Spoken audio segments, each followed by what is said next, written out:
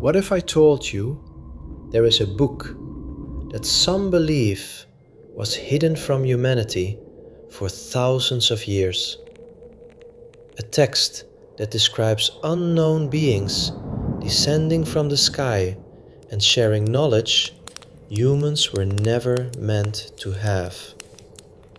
And according to these accounts, something else happened, something even harder to explain.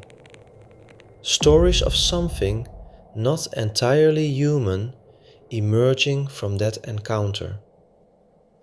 But that is only part of the story, because this ancient text also claims to reveal secrets about the cosmos and the unseen world. So the question is it myth or something we no longer fully understand? And why did it disappear from history for so long? This is the Book of Enoch. If you're ready, let's begin. The year was 1773. A Scottish explorer named James Bruce was on a mission to find the source of the Nile. But what he found instead was something he never expected. Deep in the highlands of Ethiopia, hidden behind the stone walls of an ancient monastery, he came across manuscripts of a book that most of the world believed had simply vanished. A book written in Ge'ez, one of the oldest languages still known to exist. The monks there had preserved it for centuries, quietly, without the world knowing. Then, in 1947, something changed everything. Archaeologists discovered the Dead Sea Scrolls hidden in caves in the Middle East. And among those ancient fragments, they found pieces of the very same book, some of them dating back over 2,000 years. This was no longer just a rumor, this was real. And what it contained was even more remarkable than anyone had imagined. And this is where the story starts to get really interesting. According to the text, there was a group of beings described as watchers. Beings who, according to these accounts, observed humanity from above. For a long time, they only watched. But then, something changed. They came down.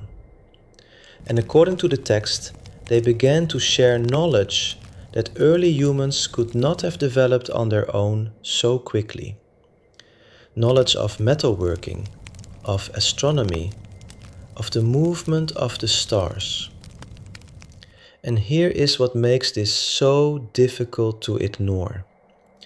Civilizations across the ancient world suddenly began building structures and developing ideas that researchers today still struggle to fully explain.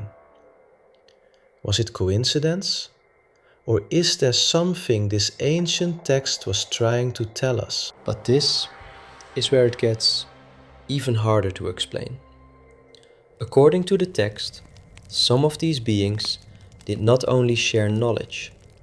The accounts describe unions between these beings and early humans.